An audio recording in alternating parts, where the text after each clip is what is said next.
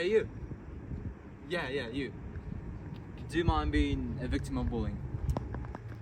No, neither do I. Who would? But did you know that on the daily basis, 16% of school children are being bullied in Russia, 20% in the US, 17% in Germany, 7% in Brazil. And moreover, the global trends are increasing from 17% in 2019 to 23% in the 2021. That's a major issue. However, Kazakhstan doesn't have any kind of research on this topic. And even the existing ones vary. The certification varies from 11% to 49%. Whom to trust? What to do? Let's try to figure out. That's why we decided to make a research. So the research questions are: what are the factors that influence bullying at schools in Kazakhstan, and which factors are the most and least significant? We have conducted a literature review based on global tendencies and figured out 3 main causes. The first is coming from a family that faces financial difficulties. The second is being a leader in class, and the final is being a victim of cyberbullying. The hypothesis of the research is that the being a leader in class plays the most significant role in bullying in Kazakhstan. The method. We have conducted the empirical study. It was specifically questionnaire with open-ended and multiple choice questions. Additionally, interviews with 2 faculty members of QMAP were in place. The first argument is based on cyberbullying as one of the key reasons for bullying in class. Barron conducted a study of 1,368 Canadian and American college students and discovered that 47% of cyberbullied persons are victims of bullying in class. However, there is a gap in this field of study in Kazakhstan.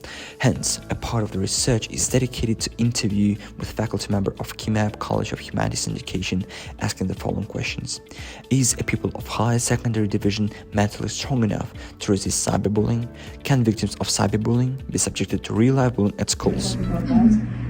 That will probably be challenging, as we don't talk much about bullying or on mental health or mental health issues overall. Moreover, we have conducted an empirical study, a questionnaire in the high school number 15 with 513 participants, and the results were surprising. 42.8% do not consider that there is any manifestation of cyberbullying in their school. Moreover, 37.8% consider that cyberbullying does not lead to real-life bullying. In addition, neither of interviewees considered that cyberbullying can have a major effect on bullying in class. The second argument is about not being a leader in class. After all, at school, students actively listen and are influenced by both teachers and their classmates. Carrera found out that passive victims of bullying most often have such traits as lack of social skills, be physically weak, experiencing learning difficulties. On the other hand, victims, provocateurs, have those features that even more provoke the aggressor to continue the conflict.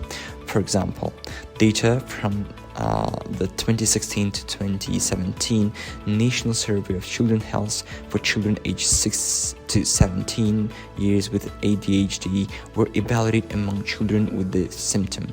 46.9% of people were victims of bullying. Now, let's listen to the opinion of Askhad Tlevu. Probably the social status is one of the most important things here.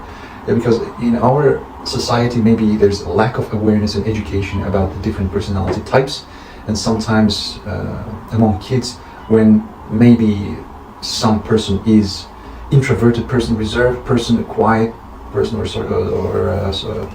a person who's suffering from social phobia or something like that, maybe that can be taken as a weakness. According to the results of the conducted survey, 58.4% think that the leaders are not victims of bullying, and only 4.3% consider that this factor may have some minor effect.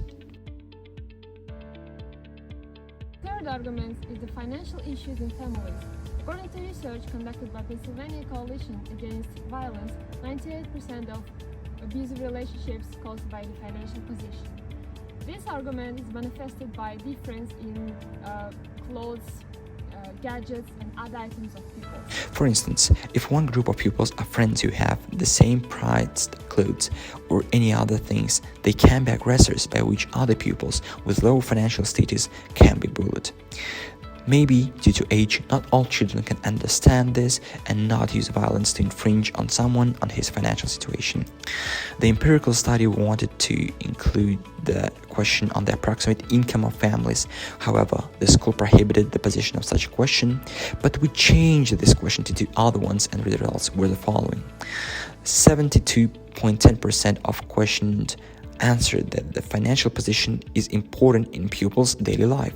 However, only 39.3% of participants considered that it may serve as a cause of bullying. Coming up to conclusion, it's important to state that the research was successfully conducted, and our team found out that cyberbullying, passive social position, and financial issues are causes of bullying in class.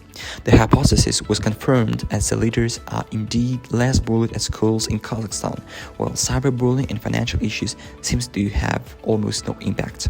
However, the questionnaire and interview indicated some other possible reasons, for example, impolite behavior, outlook, and discrimination based on nationality. Hence, we assume that additional research should be conducted on these issues. So we would also finally give you some advice. An apple a day keeps a bully away, if you throw hard enough.